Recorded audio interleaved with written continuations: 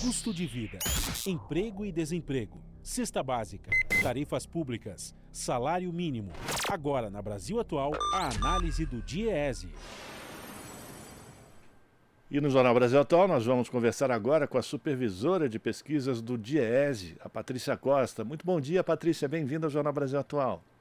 Bom dia, obrigada. A gente vai falar com a Patrícia sobre a nova pesquisa nacional da Cesta Básica de Alimentos que todo mês o DIEESE realiza, que foi divulgada, apontando que em janeiro o custo subiu em 11 das 17 capitais, que são analisadas normalmente pelo DIEESE. Segundo esse levantamento, as maiores altas foram observadas nas capitais nordestinas, com destaque para Recife, João Pessoa, Aracaju e Natal. Por outro lado, as capitais da região sul do país apresentaram as maiores quedas, com Florianópolis na liderança, seguida por Porto Alegre e Curitiba. Assim como aconteceu no mês passado, São Paulo continua aparecendo na pesquisa como a capital onde o conjunto dos alimentos básicos apresenta o maior custo. Aqui em São Paulo, o custo médio da cesta básica no mês de janeiro foi de R$ 790,57. Diante desses números, Patrícia, dá para a gente entender por que o Nordeste liderou o aumento no custo da cesta básica e no Sul a gente teve uma redução? Quais são os motivos que vocês conseguem já apresentar para os nossos ouvintes, nossas ouvintes? O que a gente observou entre dezembro e janeiro foi o aumento expressivo do tomate na região Nordeste e também da farinha de mandioca. A cesta ela tem uma composição diferenciada entre as regiões, então enquanto na região Centro-Sul se pesquisa farinha de trigo, no Norte e Nordeste se pesquisa farinha de mandioca. E a farinha de mandioca vem mostrando uma elevação de preços, principalmente por conta do clima, né, e também da redução da área plantada. Então, a farinha de mandioca ela teve um aumento expressivo que fez com que o preço da cesta fosse maior no Nordeste e também o tomate. A gente sabe que o tomate, geralmente ele é plantado nas regiões e ele acaba abastecendo os mercados mais próximos. Então, no Norte e Nordeste, por conta do clima mais seco, houve um problema na questão da qualidade do tomate que fez com que o preço tivesse uma diferença do que se captou na região Centro-Sul. E é interessante porque é bem marcado mesmo o comportamento do tomate no Norte e Nordeste e com uma alta intensa, acima de 20%, 30%, dependendo da capital, e aqui no Centro-Sul uma relativa estabilidade ou mesmo queda em algumas cidades. Chama a atenção que no Recife, por exemplo, o aumento foi de 7,61%, onde foi observado o maior aumento. E quando você vai olhar as maiores quedas, Florianópolis teve, na realidade, uma redução de menos 1,11%. Uma diferença também bem expressiva, né, Patrícia? A composição da cesta, né, ela leva em consideração a quantidade que o decreto de 399 estabelece para o consumo do tomate, né? Não especificamente do tomate, mas vários outros legumes, né? No entanto, como a gente faz a captação do tomate, geralmente em janeiro ele acaba dando esse aumento.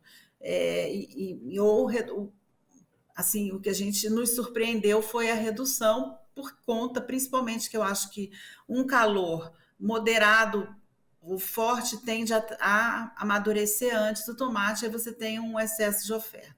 As chuvas acabam prejudicando a qualidade do tomate, então o tomate bom, ele chega no mercado a um preço mais caro. A gente acredita que esses problemas climáticos tenham afetado especificamente esse preço do tomate agora em janeiro de forma tão diferenciada e marcada entre as regiões. Mas o que acho que a gente precisa olhar também é arroz e feijão com alta em todas as cidades. E isso é o que chama a atenção. A gente teve também diminuição do preço da carne, do leite, por conta principalmente dos altos valores praticados no mercado, que faz ainda com que as famílias tenham dificuldade de comprar. Então, você tem uma redução de alguns produtos pelos valores, né? Desde 2020, a gente vem observando aumentos sucessivos, tanto da carne quanto do leite. e eles chegaram num patamar que hoje acaba ficando inviável para as famílias brasileiras. E, por outro lado, esses produtos sazonais, como o tomate, que mostrou esse comportamento tão intenso de alta no Norte e Nordeste. O que a gente percebe também, né, Patrícia, é que, por exemplo, aqui em São Paulo, o custo da cesta básica em R$ 790, é impossível uma pessoa que ganha um salário mínimo conseguir se alimentar minimamente, né? Exato, R$ 790 e ainda reforço que esse é um custo individual, é uma cesta para uma pessoa. Então, quando você pega para uma família, pensando numa família de 4 pessoas, 2 adultos e 2 crianças, a gente precisa multiplicar 790 por 3, né? Considerando que as 2 crianças consomem como um adulto. E aí ultrapassa o valor do salário mínimo. E é por isso até que o DIEESE estimou que em janeiro o salário mínimo necessário para o trabalhador e a sua família deveria ser em torno de R$ 6.600.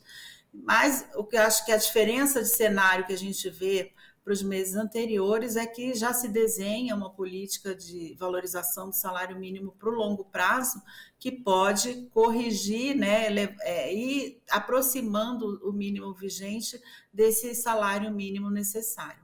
Agora, E Patrícia... acho também que Pois não, pode continuar.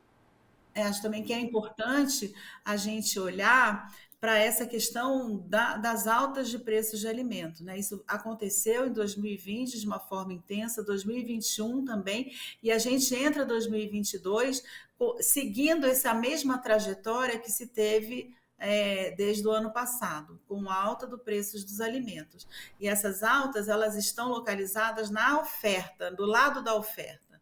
O Brasil ele passa por questões climáticas importantes, a taxa de câmbio ainda é alta, então você estimula a exportação. Por outro lado, você encarece os custos de produção agrícolas, uma vez que o fertilizante ele teve um aumento expressivo de preço em dezembro. Também você tem a questão do aumento do preço dos medicamentos para o gado. Então, você vai encarecendo os custos de produção e o estímulo ainda é para a exportação. Então, você segue ainda esse padrão de trajetória altistas que começa a ser mudado a partir da introdução de novas políticas que a gente espera que em breve surtam efeito nos preços dos alimentos.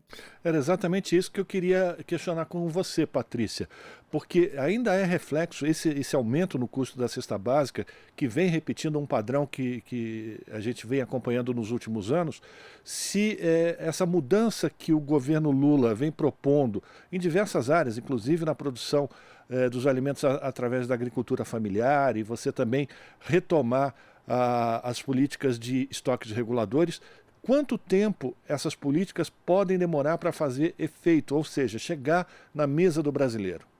Então, a gente tem um mês de governo, né? Então, existe toda uma organização no sentido de nomeação das pessoas, da volta, né, das políticas. Então, existe um tempo para que isso comece a aparecer, né? Já se fala em comprar novamente os silos, os armazéns de estocagem para a Conab, enfim. Então, você precisa de um tempo para que você refaça, né, a estrutura para que a política consiga de verdade acontecer. Então, mesmo a agricultura familiar, o investimento que precisa ser feito, você vai demorar um tempo para que isso consiga aparecer os efeitos. Então, acho que é importante a sinalização do não aumento da taxa de juros, porque realmente a inflação ela é uma inflação de oferta. A gente não tem uma pressão na demanda, uma vez que as pessoas não têm renda e não estão consumindo. Então, esse não é o problema agora do Brasil. Então, a taxa de juros, o aumento da taxa de juros, ele chega a ser inócuo, porque a gente observou isso nos meses anteriores, quando o governo vinha aumentando a taxa de juros e a inflação não cedeu. E se ela cedeu porque as pessoas não tinham dinheiro para comprar.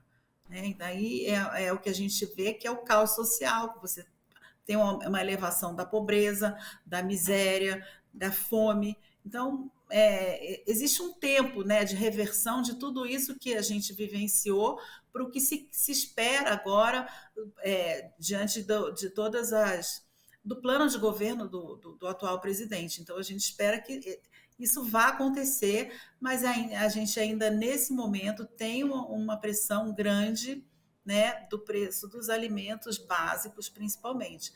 E é importante falar, né, que, por exemplo, o caso do arroz. Você tem um aumento da exportação, você tem um aumento do preço internacional, e esse preço internacional ele se reflete aqui dentro, né? Então, o consumidor brasileiro, as famílias brasileiras pagam mais pelo arroz, porque existe uma paridade quase entre o preço internacional e o preço nacional.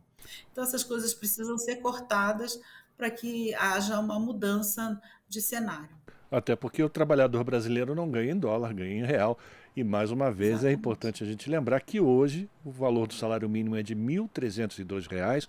O governo já aponta com uma possibilidade de aumento já para o mês de maio, mas está muito distante ainda dos R$ 6.641,58 que o DIEESE calcula que seria o necessário para uma família poder sobreviver com dignidade, não com luxo, com dignidade no país. Patrícia, muito obrigado pela tua participação aqui no Jornal Brasil Atual. Sempre um prazer tê-la aqui conosco e a gente volta a se falar mais vezes, tá bom? Eu que agradeço. Obrigada. Falamos com Patrícia Costa aqui no Jornal Brasil Atual. Estamos apresentando Jornal Brasil Atual. As notícias que os outros não dão.